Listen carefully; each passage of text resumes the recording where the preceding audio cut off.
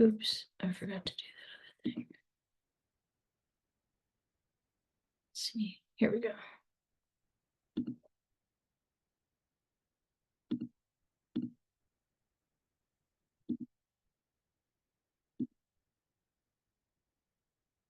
Okay, so this one I can see.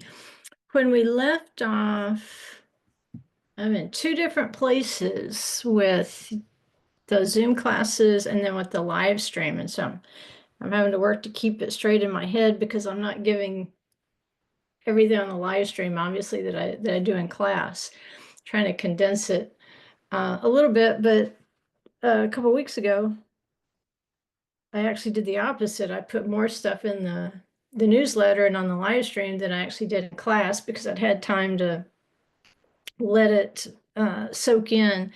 So I ended up going back in and putting more in the newsletter than what we did in class. But we're gonna go back and pick that up again. Just in case, because I know not everybody listens to the live stream. So we'll retrace those steps because I think in the end, that was maybe the most important thing we could learn about walking on water. What the pattern is there for, right? And so when we left off last week,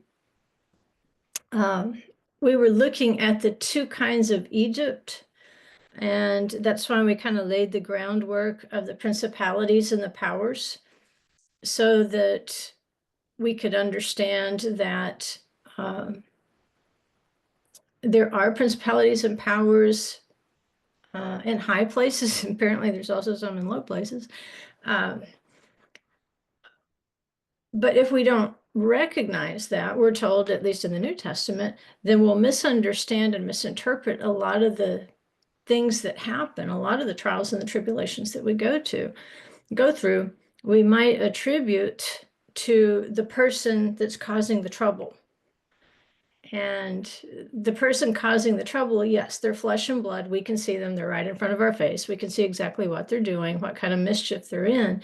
But often what we forget is, yes, there are spiritual forces that are in place. They have their assignments, and some of them are dark. You think of the angel of death. Like, that's kind of a dark assignment to have, but that's what he was created to do. We looked at the king of Abaddon, and he's the king over these hell bugs. And I'm not sure I would want that assignment, but that's his assignment. And so his name is Destroyer. And like we said, typically, if you ask an angel or even a demon, which I don't recommend having conversations with either one, there's exceptions in scripture, but you need to be really sure that that's what the Father wants you to do. But they tend to be named after the mission that they're on. And that's how you can kind of tell. And you see in scripture, they tend to ask the name. Yeshua did. He'd say, "What's your name? Who are you?" And that would tell him the role that this particular spiritual entity was supposed to be playing. Of course, when they're playing with human beings, they're out of role. So there are things like that we need to be aware of, that yes, these people are definitely allowing themselves to be manipulated by evil and spiritual darkness. But in the end, if they're allowing themselves to be manipulated by spiritual darkness, then there's more to pray for than just this person who's acting out of wickedness or mischief or whatever's come upon them. And so I'll back up a couple of slides here.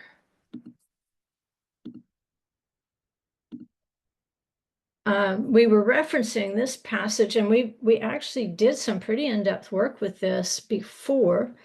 I know it's back there in the older, at least one of the older newsletters, but it's Exodus 14:25. It's after the Egyptians have been drawn in to the sea. And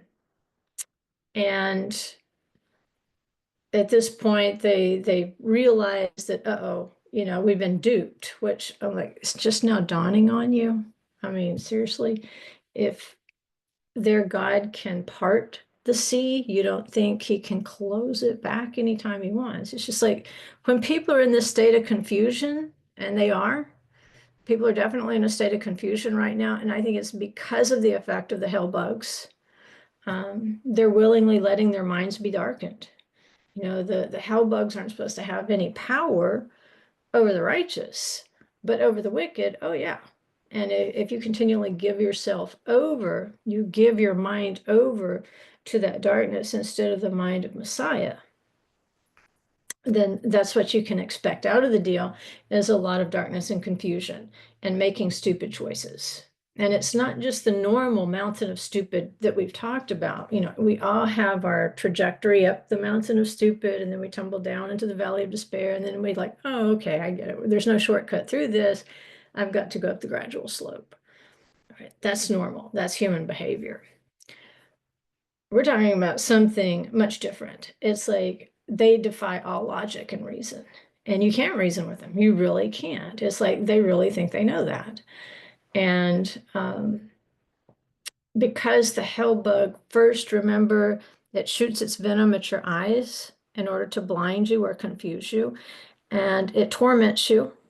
And then the second place is that it was supposed to shoot venom basically at your reproductive system, and it cuts off reproduction. And so the primary thing is there to torment you.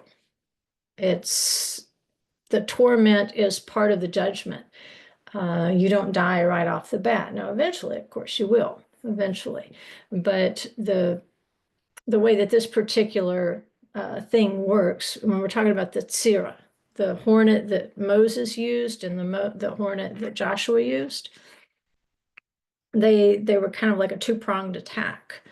And so when we see them flying out of Abaddon in Revelation, it's not really surprising that so many people in the earth are confused and walking in darkness, because they lend themselves to that role. That is their spiritual role. And that's why their king is called Abaddon. He takes those hell bugs, whatever they are, locusts, scorpions, snakes, horses, women, or the hair of women. You know, it's just like this composite creature. He uses them to destroy wickedness. And so as the Egyptians are rolling down into the Reed Sea, clearly confused, at some point they realize that, uh-oh, this was a trap. And it says he caused their chariot wheels to swerve, and he made them drive with difficulty. So the Egyptians said, let us flee from Israel, for the Lord is fighting for them against the Egyptians. In other words, we can tell from that sentence, they don't say the Lord is fighting for them against us, like, oh yeah, we're the Egyptians. It's like they're recognizing that there is an entity outside of themselves. It's a bigger fight than just horses and chariots against slaves. This is a much bigger fight. This is a fight that's going on in the heavenlies. There is a changing of the guard, we might say, because up until this point, you have this ruler over Egypt, just like Persia has a prince of Persia. There was an Egyptian or Egyptian gods, which they actually worship them. I mean, it's not like they're unaware of them. Maybe that's why this turn of phrase is not surprising coming from the Egyptians, is because they had such diverse and multiple relationships with forces of darkness and things that were out of their lane, or they were either treating them out of the Egyptian lane. Like if you're a human, you're not supposed to worship a spiritual entity. So were these things proclaiming themselves to be gods, or were the Egyptians simply making them gods because they were there? They somehow discerned that they had some influence. They had some responsibility over Egypt. And so that's why we look forward to Revelation 9:11, and we'll get to see kind of the same effect here. that when these hell bugs are unbound, right? At this point, they've been bound down into the abyss. And this is what the bottom of the Reed Sea is considered, sinking into the abyss. And so it's not just horses and chariots going down into the abyss in Exodus 14. There are also spiritual entities being bound down into the abyss. And once they get down there, they now have a supervisor. They now have a king, and his name in Hebrew, it says, is Abaddon. And we get some information in Revelation as we continue reading that Adonai's not done with them. He may have bound them over for a season, but he has put them in this prison or this containment system, which we can't even imagine what that would be like, a containment system, a prison for spirits. But whatever it is, they were bound over and put under supervision, but it doesn't mean that they won't be turned loose again. Because remember, they serve a purpose. They serve a role for the Holy One. Okay. So let's see. And we went over this. Again, was there a time in history where perhaps human beings were allowed to hear this army? These hell bugs, these spiritual entities that had been bound down into Abaddon, possibly.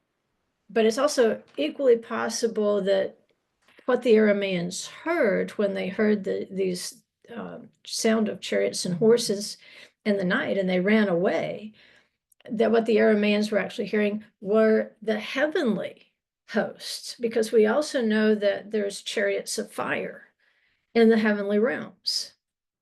So which did they hear? The chariots of fire from the heavenly realms, or did they hear the buzzing of the hell bugs? Because it doesn't sound like they actually came out. It just sounds like they heard them. Like they heard the sound of chariots and horses. They heard the sound of a great army, and they just run. They just scatter. And what they said was informative, because they said, Israel has hired against us the kings of the Hittites and the kings of the Egyptians to come upon us. That can be true very much in the simple realm. You know, it's very possible that Egyptian and Hittite mercenaries could have been hired and kind of sicked on the Arameans. But remember, they've had the king pinned up in Samaria for quite a while.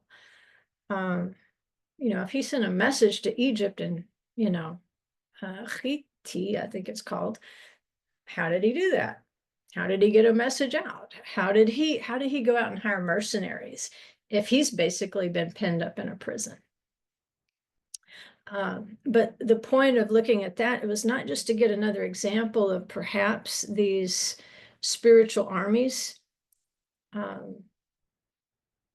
taking a role in what's happening in a judgment, but also to point out that this association with twilight or daybreak. There's two twilights. There's twilight in the evening when the sun goes down. There's twilight in the morning when the sun comes up. Both of those times are called twilight.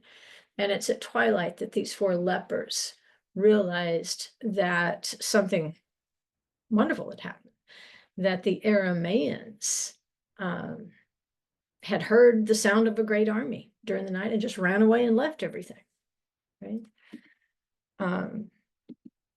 Let's see. We went back and we reviewed again the four living creatures and then the four horses of Revelation. And then try to put that in the context of the Tzira, or the hornet of Moses, or the bugs of Abaddon, because they're not natural creatures. You can see John has trouble describing them in the book of Revelation. He lists all the things they look like, but what is it? It's clearly not, you know, of the natural world. It's something from the supernatural world that is being used to bring judgment upon the earth, upon the wicked, right? Let's see.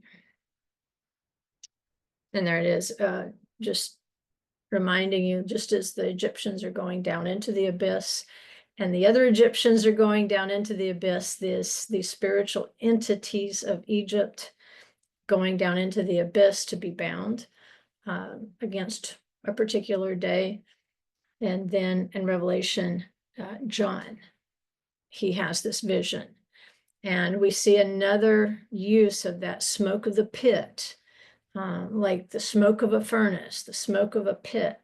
And it can either be used in like an overthrow, a judgment upon the wicked, like Sodom and Gomorrah, or it can be used in the positive sense, like the righteous who stand at Mount Sinai and they observe the smoke of the furnace that's surrounding the mountain, right? So when you see these sorts of things, the thing to remember is we're not appointed to wrath. So when we see the smoke of the pit, our expectation is to view that smoke of the pit or that smoke of the furnace the way that Abraham viewed the destruction of Sodom from afar. It says he looked down. He had a degree of separation. He was not necessarily in that same natural world of Sodom and Gomorrah. He was never in danger, right? It was Lot and his family who were in danger. And that's why you don't want to be counted among the lukewarm. You want to make sure that you're counted, with Father Abraham. And you don't want to see these locusts. What are they? Locust horses, serpents, scorpions, hornet. Typically in the Old Testament, it'll translate it out as hornet. But we're not appointed to be anywhere close to that. Will we have trials and tribulations? You betcha. But we're not appointed to the wrath where these things are unleashed. They may have been held down in the abyss, maybe since the time of the Exodus, but John sees a time when they will be released again. Okay. And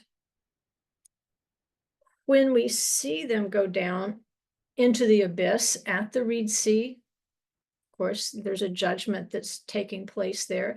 Now they're going to be bound, they're going to be confined. And what accompanies that confinement is going to be the return of the water to its place. And we've been discussing this, why did Yeshua walk on water? Why did Peter become afraid when he saw the wind? And I think there's multiple answers to both of those questions. But I think when Peter sees the wind and he sees the effect of the wind, he has this background. I mean, Peter understands what every other scholarly Jew would understand in his generation, is that there were spiritual forces at work in the Exodus, that strong east wind that blew all night. He's aware of the angels of the four winds, but he also knows that this is the last watch of the night.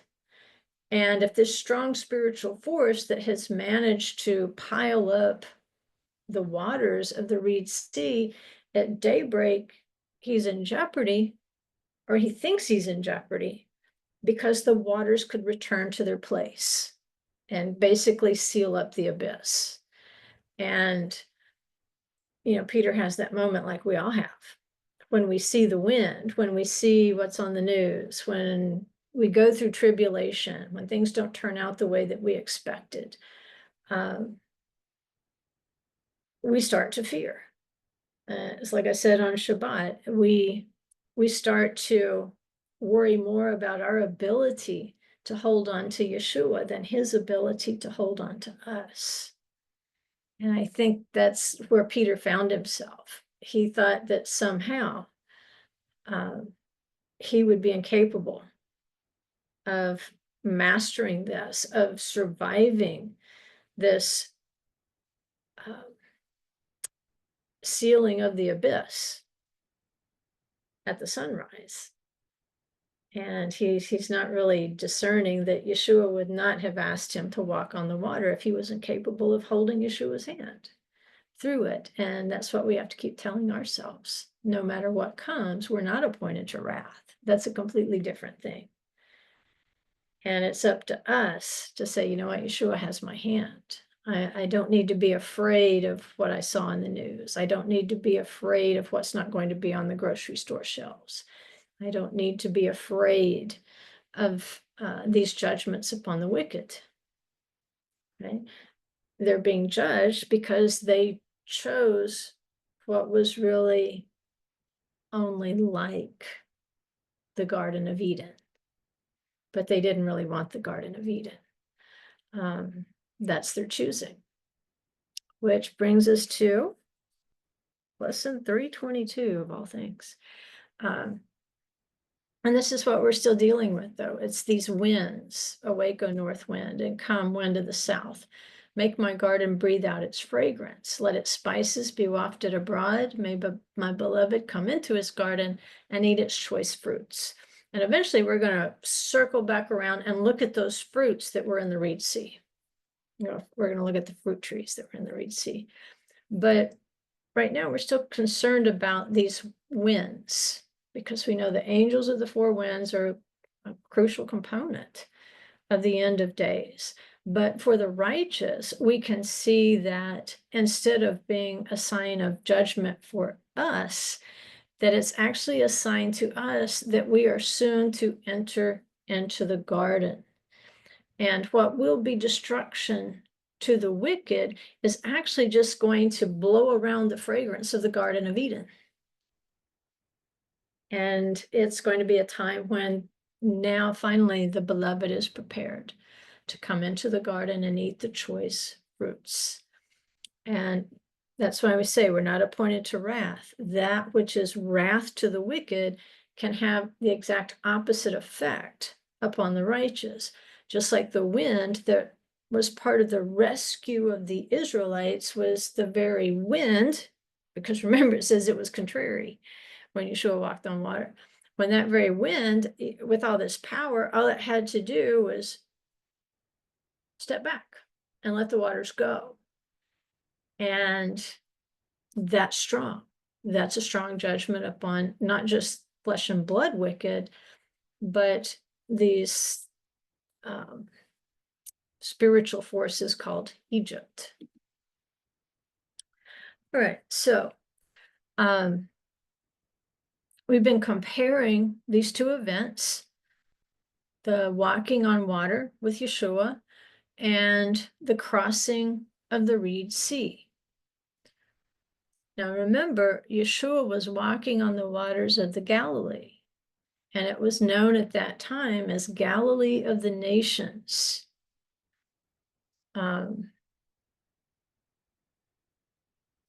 He called his disciples mostly from the Galilee. He started with the fishermen of the Galilee, not randomly, not because they didn't have anything else to do, not because they didn't have hungry mouths to feed, but they were ready for Messiah. If you're ready for Messiah and he says, follow me, you'll go. You know, so many generations pass and people simply do not discern the time of opportunity. You know, in every generation, there'll be a window that opens for you. And too many just, you know, if they're aware of that window opening, and they should be, but if there's no expectation that you're being called to do something in your generation, you're certainly not going to see that window of opportunity. But maybe you're like Lot, maybe you're lukewarm. And maybe you have this, you know, vague idea that, you know, I probably should be doing something significant in my generation for the sake of Yeshua. And because you don't look forward to that with much eagerness, because you know there's a huge price to pay, you may not see that window open, and it might be shut again before you ever knew it was open. But these disciples, they took that window of opportunity. Something beautiful walked by them and they said, We'll leave everything. We'll figure it out, but we're going to leave everything. And because of the significance of the Galilee as representing nations, we can see that prophetically Yeshua is preparing them to go into all the world and teach the gospel.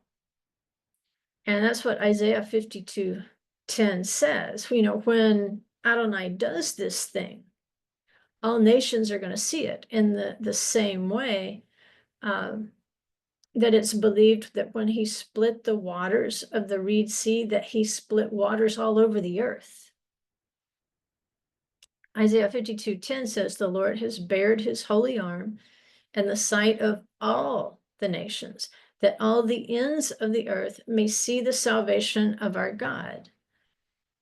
So with this prophecy, the traditional viewpoint is not only is that something that will be seen in the future by all nations, it's based upon what happened in the past, that at the crossing of the Reed Sea, every nation was made aware of it and experienced something like it, that the waters of every nation literally split. They were in some kind of synchronization, but he wanted, just like at Shavuot, you know, the sages say the Torah was offered to every nation on earth. But only one as a nation said, we will do and we will hear. Among the other nations, there was a remnant, but it wasn't unanimous. And so there's a plan. Among the nations, at the end of days, all the earth is going to see Yeshua, salvation. All the earth is going to see Yeshua. But just like before, it's not a given that everyone on earth will respond to what they see, but there will be a remnant among the nations. And, you know, Yeshua is that saving arm of Yod He Vav He. And that's the design, that all the ends of the earth may see the salvation of our God. Now, we don't want to wait until that time when he comes with wrath. We don't want to put them in the position of being like Lot, barely rescued and smelling a bit like smoke, losing some family members along the way. Instead, we want to be part of that great commission of the disciples to proclaim salvation to the ends of the earth so that people can prepare, so that they may be saved, so that they can learn how to walk in that salvation. But that passage, it really is connecting this salvation at the Sea of Reeds to the entire world, right? That's the way that it's seen. The entire world was aware of salvation at the Exodus when the waters split, because it said every fountain of the earth split. So every nation could witness the salvation of Adonai for his people. So Egypt, again, is going to symbolize the nations. Remember, Mitzrayim is Egypt, which means the means by which tribulations are accomplished. Your Egypt is where you're tested and tried. And then he brings you in the wilderness and you continue to be tested and tried. It's just you're tested and tried at a higher level, because now you're not under the control of Egypt, the physical control of Egypt. It doesn't have any more claim over you, but now you're learning how to serve a new master in the wilderness. So the judgment that fell on Egypt at the crossing of the Reed Sea is thought to be a prophetic symbol of the nations and the judgment coming upon them when he brings his people out of those nations where they've been scattered and brings them into the land of promise. And you're familiar with this one. This is Ezekiel 20, 34 through 36, and it helps us to think about the world as our Egypt, just like we can think about the world as our Babylon. With Egypt, one thing we might attach, let's say he uses the metaphor of Egypt, like he does here. Well, not only does it represent the world, it represents the slavery of the world. When he calls the world Babylon, that tends to point you more specifically in a direction of the commercial slavery of Babylon. So when he uses these particular civilizations, there will be something about that civilization that you're supposed to connect. But here he says, I will bring you out from the peoples and gather you from the lands where you are scattered, with a mighty hand and with an outstretched arm and with wrath poured out. Well, that's what we had going on at the Exodus. You had the outstretched arm and you had the wrath poured out. You even probably said that phrase when you did the Passover Seder. Remember, there was a cup of wrath, and you say particular things before the 4 cups.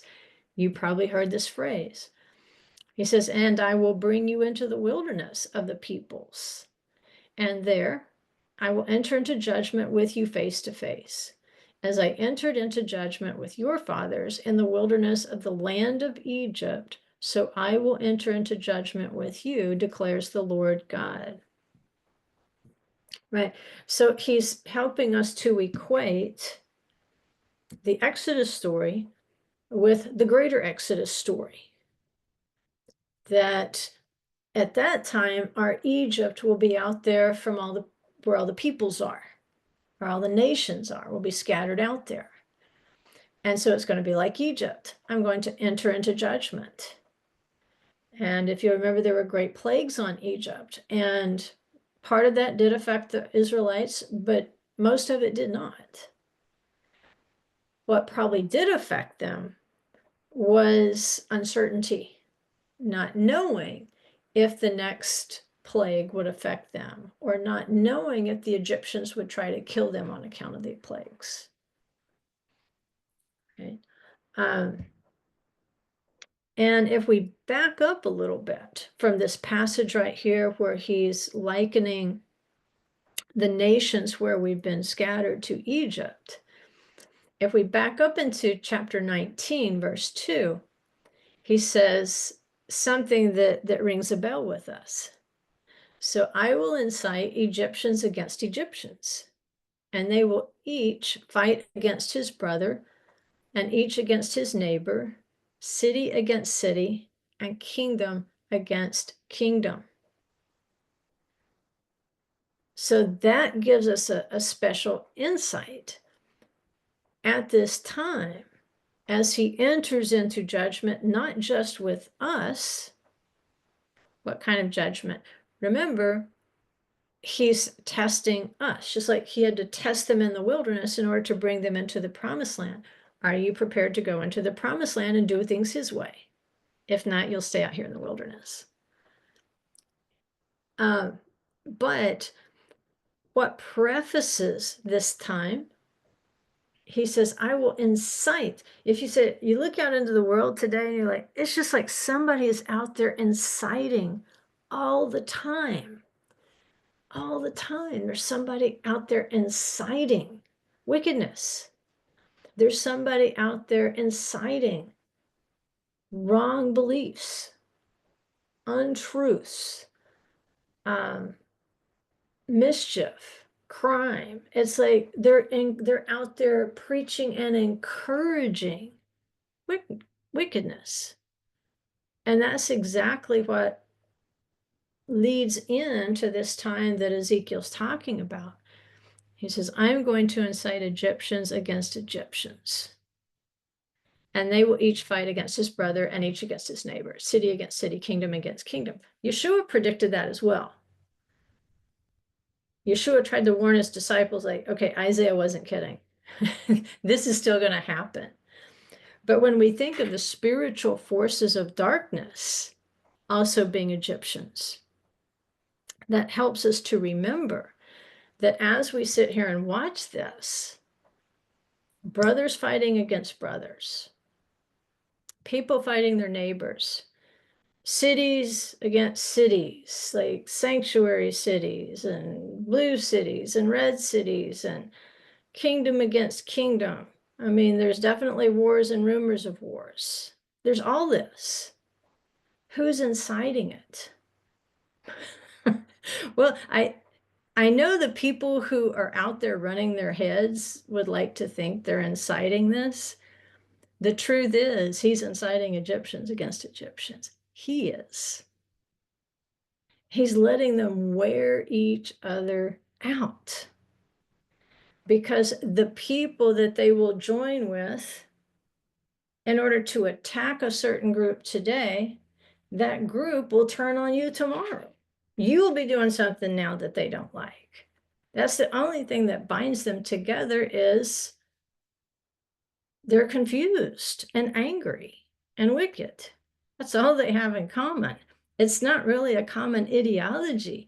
You've got the rainbow people trying to buddy up with terrorists. And like, you honestly think you could walk their streets unharmed? They're not thinking. So who can incite this huge degree of stupidity? I mean, this is stupidity beyond stupidity, okay? It's beyond natural stupidity. It's spiritual stupidity. Who's inciting it? Because I'm like, are they stupid? And like, yeah, they are. Because their minds have been affected. Adonai says, I'm going to do this. They want to be wicked? I'll stir it up. They'll think they're on the same page, and they'll start fighting each other, because that's what happens when you're of that mindset. So what are we doing? Well, we're also being judged. He says, I'll enter into judgment with you in the land of Egypt. Wherever I put you, I will enter into judgment with you there. So that's why I don't think people understand how serious this time is in which we're living. This is a serious time. If we can see all these things going on out here, then rest assured, he's judging you. You're in a wilderness right now. He's testing you according to his word, because he wants to bring you into the garden. When that wind blows and it's causing all this destruction, remember, Abaddon is destroyer. It's causing all this destruction, people destroying one another. For us, it's a test. Are we going to look at those waves and believe that those waves and these angels of the four winds can actually overpower Yeshua, our salvation? And they can't. They obey Yeshua. And if we can remember that as he enters into judgment with us, as he prepares us to go into the garden, never forget, no matter how crazy these people are out here, and no matter how weird the spiritual forces are that are controlling them and directing them, none of them, there is not one that's more powerful than Yeshua. There is not one of those things that can take your salvation away from you. There is not one that can peel you out of Yeshua's hand. If you will remember, it is not your power to hold on to Yeshua, it's his power to hold on to you. If you just get that down in your spirit, it makes a difference. Okay, so let's go back and review this commentary on Beshalach, which is, of course, the Torah portion that describes the crossing of the Red Sea. And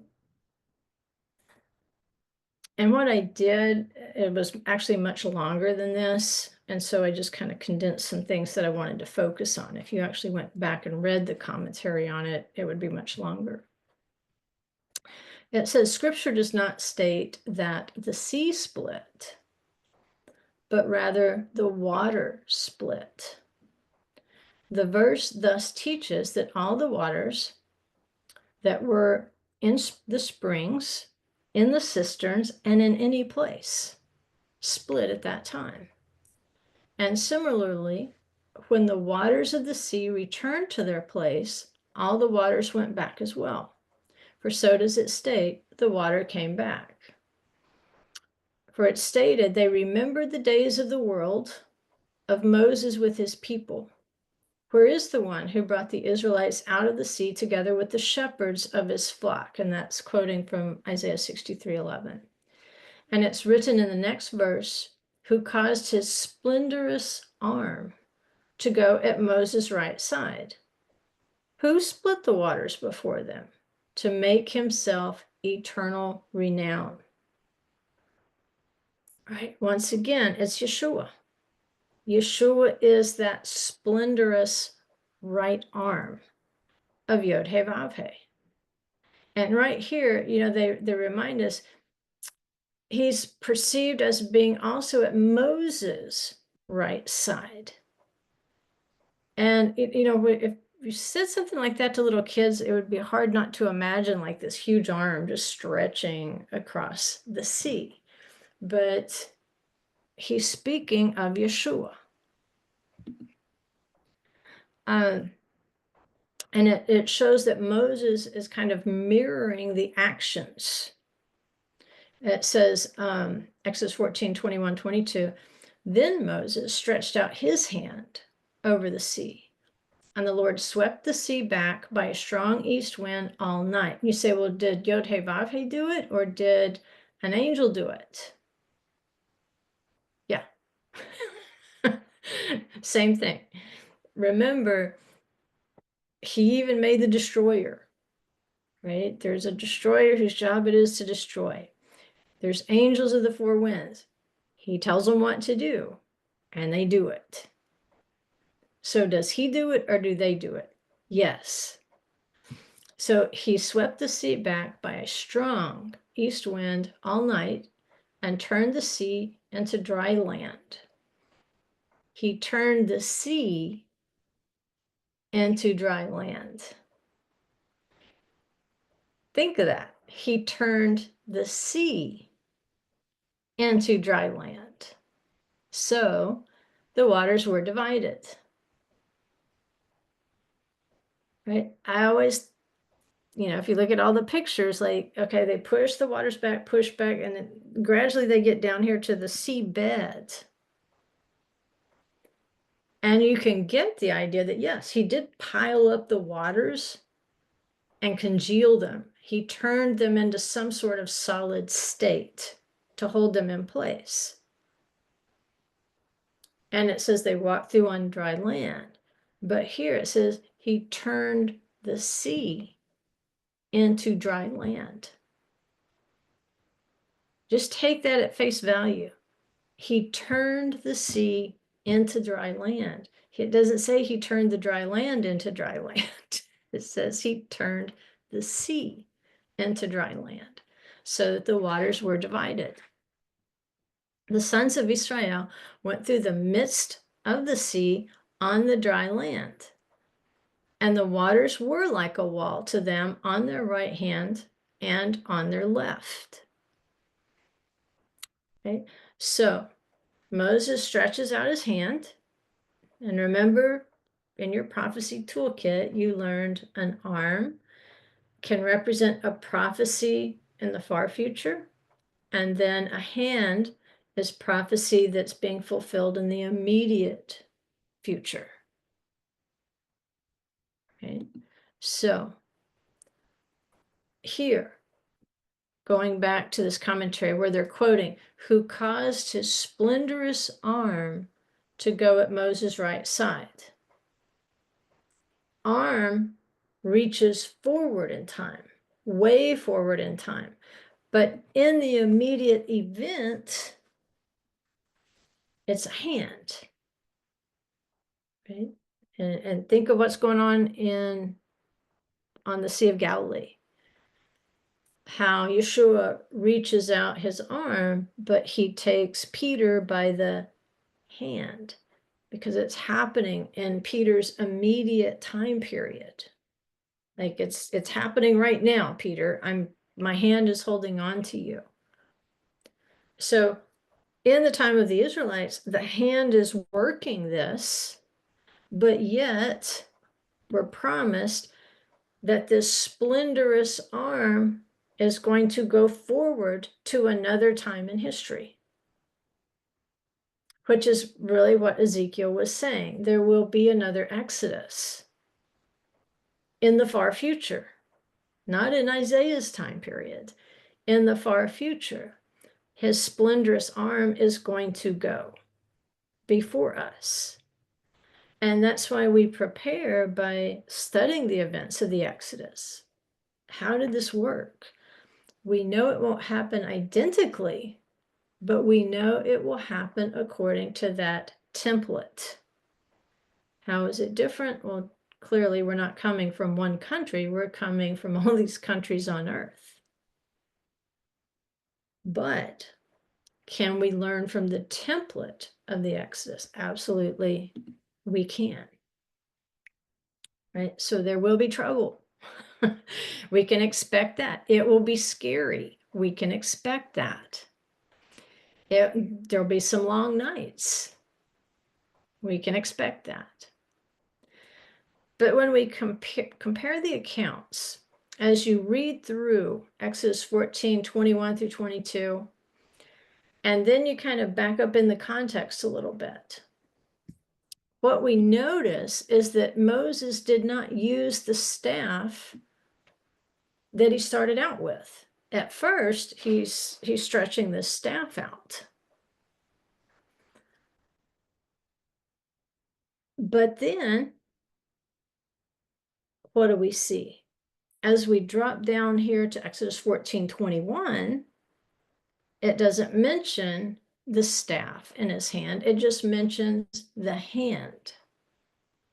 So the people, at first they see him with that staff. They're used to seeing that because the staff brought miracles, brought plagues. But as this particular miracle is unfolding, he transitions from using the staff into using a hand as the catalyst. He's directing the waters with his hand and uses that hand to kind of signal the waters to resume their natural position. So did he use a staff, or did he use an arm, or did he use a hand? Yes.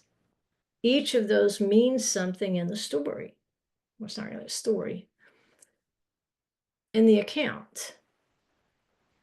And so when Yeshua reaches out and takes Peter by the hand, you see, he could have just stretched out his hand, but not touched Peter. Instead, what does he do? He stretches out his hand and takes him by the hand. And so, that's just helping us to see similarities. What does it say? Whosoever calls on the name of the Lord will be saved. What did Peter do? He calls out, Lord, save me. So let's say, you know what? I knew it was going to be tough. I didn't know it was going to be this tough. When you start getting that sinking feeling, don't beat yourself up. Just call out, save me. Yeshua, save me. You are my salvation. You can make the sea into dry land. There's dry land at the bottom of the sea too, but you can literally make the sea into dry land. And there's some days when I just don't get it. It just sounds too fantastic. And for Peter, he took some steps out there like, wow, this really is like dry land. And then what is he thinking about?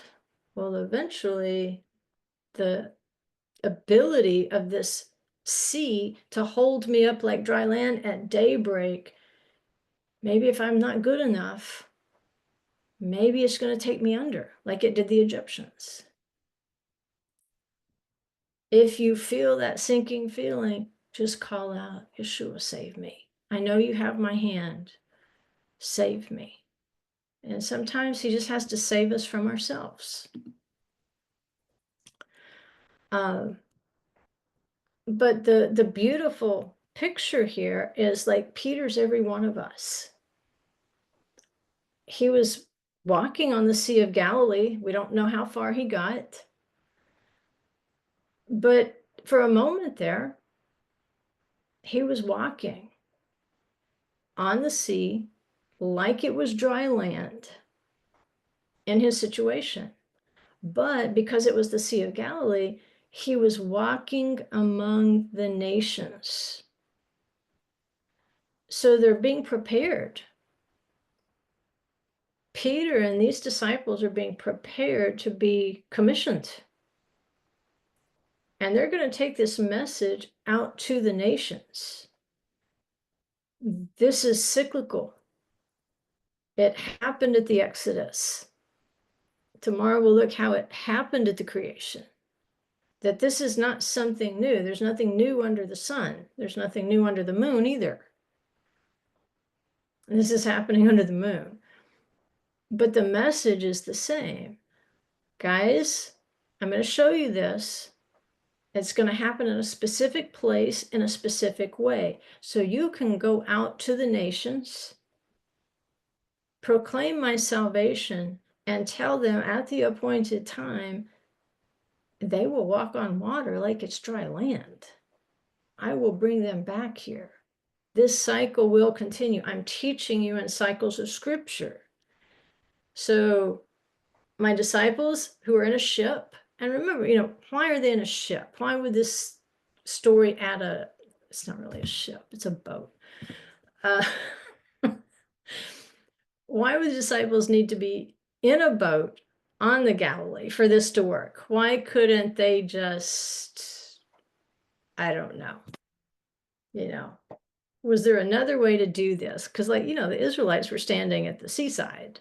They weren't out in a boat, but they needed to be in the boat for this particular event on the cycle to work in terms of teaching them what would come next. Because ships represent connecting continents and peoples. The seas do represent the peoples, but the coastlands also represent the peoples. And in that context, a ship or a boat represents the ability of one nation to communicate and to have commerce with other nations. And so that's why it needed to take place in a boat. Disciples, you are going to make connections with other nations. And that's important because I'm going to prepare them for their exodus out there among those nations. And so I need you to tell them that I am going to extend my arm. In the same way that I put my arm, my hand out to uphold Peter, that Moses put his arm, he put his hand out to deal with the sea. Many among the peoples are going to reach for salvation in their generations. And you're going to be the ones to take that message and establish it. And let them know when that last generation arrives for redemption or for the wrath, that my arm is long. It can reach from the creation to the Exodus. It can reach from the first Exodus to walking on the water. It can reach from walking on the water to the gathering of the greater Exodus. Tell them how I saved Peter. Tell them how I saved my people. Tell them how I took them by the hand. I take my people by the hand. Yeshua took the Israelites' hands and led them across the Reed Sea, because he was that salvation. He was that arm of Yod-Heh-Vav-Heh. He took Peter by the hand. And you know what? He even took John by the hand when he described the greater Exodus to John in the book of Revelation.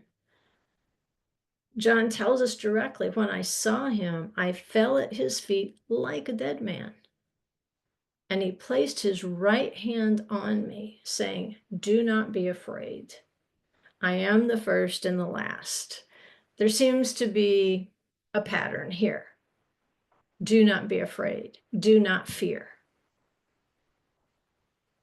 And so if the Israelites were told not to fear because his right hand was going to lead them through, if the disciples were told not to fear because Yeshua was going to take them by the hand and lead them through the steps, then we have to understand, just as John says, don't be afraid. His right hand is on us. And it is not our ability to hold on to his hand. He has the ability to hold on to us. Every principality, every power, every force of nature, and everything that is flesh and blood must obey him. So don't be afraid. He was there at the first, he was there at the creation, parting the seas, and he will be there at the end, making a way for us through the seas to go back to the Garden of Eden, to go back to the Promised Land.